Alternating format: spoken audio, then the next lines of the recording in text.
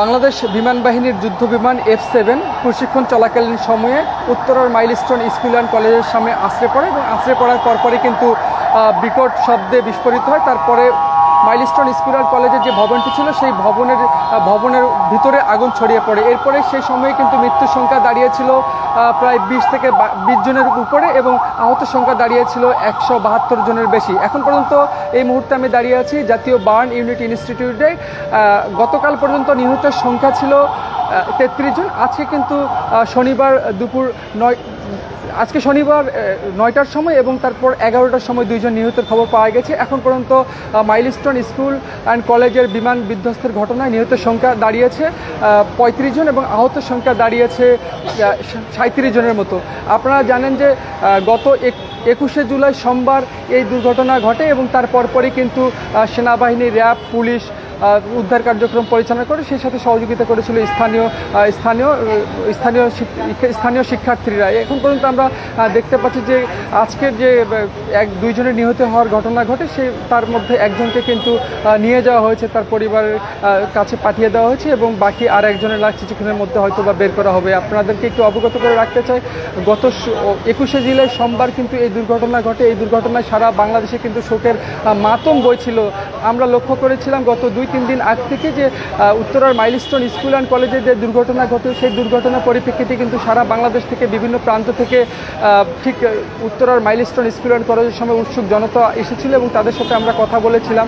তারা যেমনটি বলছিল যে যেই যুদ্ধ বিমান দুর্ঘটনা শিকার হচ্ছে সেই যুদ্ধ বিমান কোথায় দুর্ঘটনার শিকার হয়েছিল সেই বিষয়টি কিন্তু দেখার জন্য এসেছিলেন।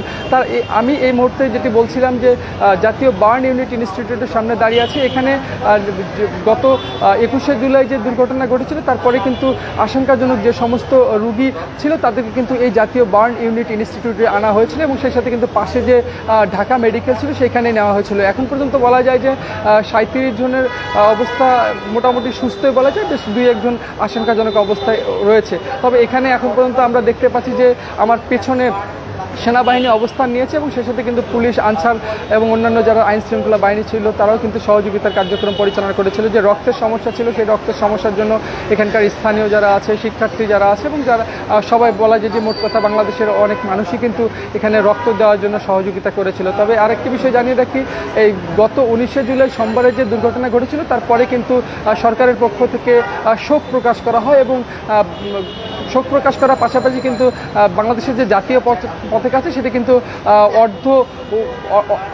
অর্ধেক উত্তোলন করা হয় এমনটি দেখতে পেয়েছেন। তবে এখন পর্যন্ত বলা যায় যে এখানকার যে গত দুর্ঘটনা ঘটার পরপরই কিন্তু এই জাতীয় বার্ন ইউনিট ইনস্টিটিউটে যে যানজট সৃষ্টি হয়েছিল অর্থাৎ লোকারণ্য ছিল সেটা কিন্তু অনেকটা কমে গিয়েছে এখন পর্যন্ত আমরা দেখতে পেয়েছি। তবে সর্বশেষ যেটা বলতে পারি যে আজকে কিন্তু উত্তরার মাইলস্টোন স্কুল অ্যান্ড কলেজে যে দুর্ঘটনা ঘটেছিল সেটি কিন্তু আজকে 6ষষ্ঠতম দিন চলছে, অর্থাৎ 6ষষ্ঠতম দিনেই কিন্তু নিহতের সংখ্যা দাঁড়িয়েছে সর্বমোট 35 জন, অর্থাৎ আগে 33 জন ছিল গতকাল পর্যন্ত। আজকে শনিবারে কিন্তু 2 জন শিক্ষার্থী নিহত হওয়ার ঘটনা জানতে পেরেছিলাম আমরা। এখন পর্যন্ত সকাল 9টার দিকে একজন নিহত হয়েছিল, তারপরে কিন্তু চিকিৎসাধীন অবস্থায় আরও একজন নিহতের ঘটনা পাওয়া যায় 11টার দিকে। এখন পর্যন্ত একজনের লাশ কিন্তু পরিবারের কাছে হস্তান্তর করা হয়েছে, তারপরে আর একজনের লাশ হয়তো বা কিছুক্ষণ পরে হস্তান্তর করা হবে। এখন পর্যন্ত বলা যায় যে সারা দেশে যে উত্তরার মাইলস্টোন স্কুল অ্যান্ড কলেজের যে বিমান দুর্ঘটনা ঘটে সেটি কিন্তু সেই ট্র্যাজেডিতে কিন্তু সারা দেশে শোকের মাতম চলেছিল এবং অনেক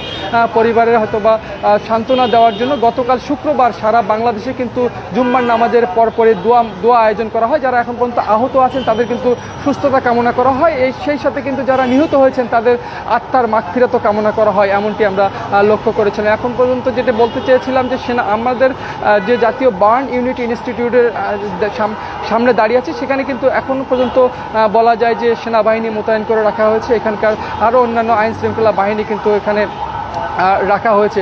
সর্বোপরি বলা যায় আরেকবার একটু জানিয়ে রাখতে চাই, নিহতের যেটি সংখ্যা সেটি সর্বমোট 6ষষ্ঠতম দিনে এসে দাঁড়িয়েছে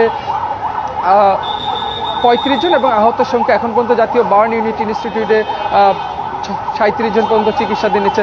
দর্শক, এই ছিল জাতীয় বার্ন ইউনিট ইনস্টিটিউট থেকে গত 21শে জুলাই সোমবার যে বিমান বিধ্বস্তের ঘটনা ঘটেছিল তার সর্বশেষ পরিস্থিতি জানানোর চেষ্টা করছিলাম। দর্শক, এই ছিল আমার কাছ থেকে সর্বশেষ জাতীয় বার্ন ইউনিট ইনস্টিটিউটের সামনে থেকে।